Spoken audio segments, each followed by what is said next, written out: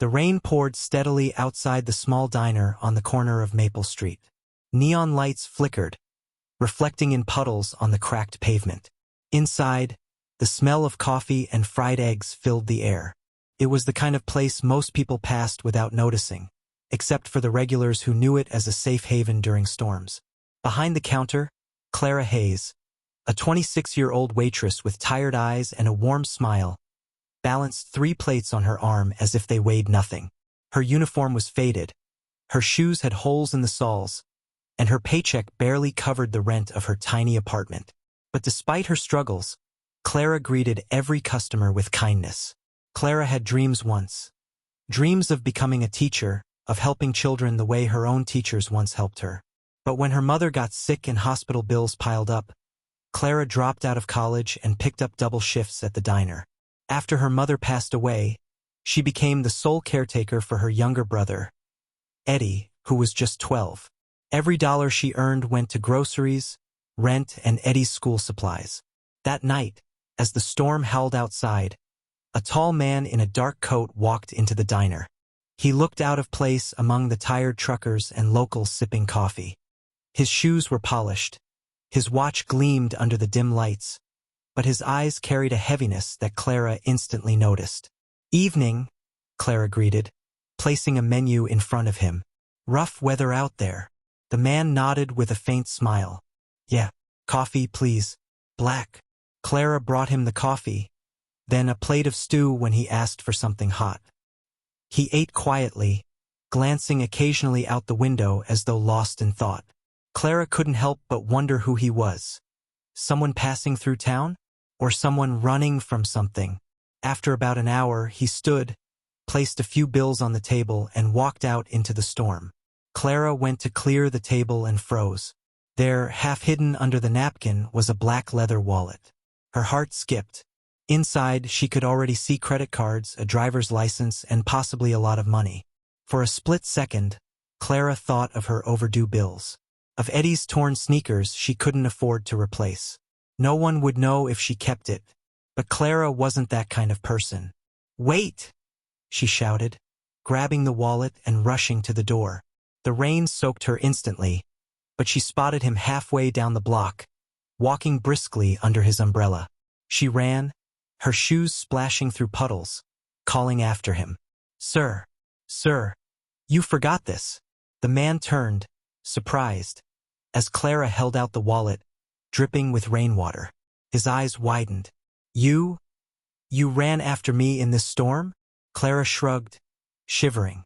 It wouldn't feel right to keep it here. For a long moment he just looked at her, studying her sincerity, the way her hands trembled from the cold. Then he took the wallet slowly. "Thank you," he said, his voice quieter now, almost thoughtful. "Not many people would have done that." Clara forced a smile. "Well, I'm not many people. Have a safe night, sir." She turned to leave, eager to get back inside before the rain ruined her only pair of work shoes. But the man called after her. "Wait, what's your name?" "Clara," she replied, brushing wet hair from her face. He gave a small nod, as though committing it to memory. "Clara, you may have just changed my night." Clara laughed softly. "It's just a wallet." But she had no idea that what she thought was a small act of kindness would soon turn her life upside down. Because the man she had just helped wasn't just any stranger. He was Damien Locke, a billionaire CEO who had been searching for something money couldn't buy, a reason to believe in people again. The next morning, Clara returned to the diner for her early shift. She hadn't slept much. Eddie had been coughing all night, and the landlord had left another warning notice about overdue rent. Clara pushed through, forcing a smile for her customers. Around noon, the diner door opened, and in walked the man from the night before. This time, he wasn't in a dark coat. He wore a tailored suit, his hair neatly combed, and behind him came 2 men in suits who clearly weren't ordinary customers. Clara blinked. You're back." Damien Locke gave her a gentle smile. "I told you, Clara, you changed my night." Confused, she set down her notepad. "What do you mean?" He gestured for her to sit, ignoring the curious stares of other customers. "Last night, I was on my way out of town, planning to disappear for a while. I've spent years surrounded by people who only care about my money. I lost trust in everyone. But then you ran out into a storm just to give me back my wallet. That act of honesty. It reminded me that there are still good people in this world. Clara frowned.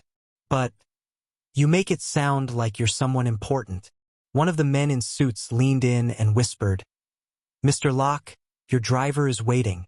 Clara's eyes widened. She had heard that name before. Damien Locke, the billionaire CEO of Locke Enterprises, one of the biggest companies in the country. Her heart thudded. She had chased down a billionaire in the rain. Why would you come back here?" she asked, bewildered.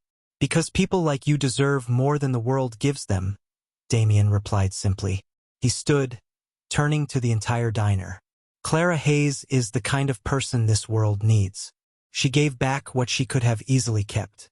And I want everyone here to know, I don't forget kindness." Before Clara could stop him, Damien pulled out his checkbook and signed something with a flourish. He slid the check across the counter to her. Clara glanced down and nearly dropped it. $100,000. Her hands shook. I can't accept this." Damien leaned closer, lowering his voice. "Clara, I'm not giving this to you out of pity. I'm giving it to you because you've reminded me of something priceless. Consider it an investment. Not in me, not in my company, but in you and your brother's future."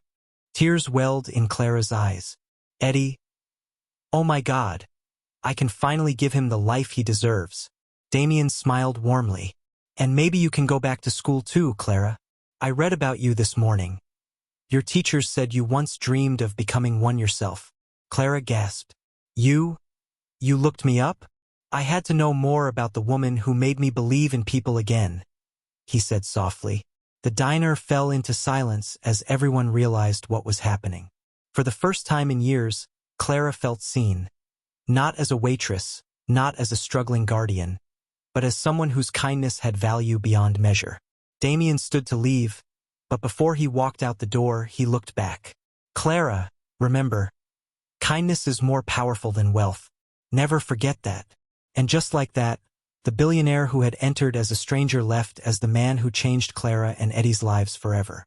Weeks later, Clara had not only paid off her debts but enrolled in night classes. Eddie had new clothes, medicine, and hope, and every time she thought back to that rainy night, she realized something profound. Sometimes the smallest act of honesty can ripple outward, touching lives in ways we can't even imagine.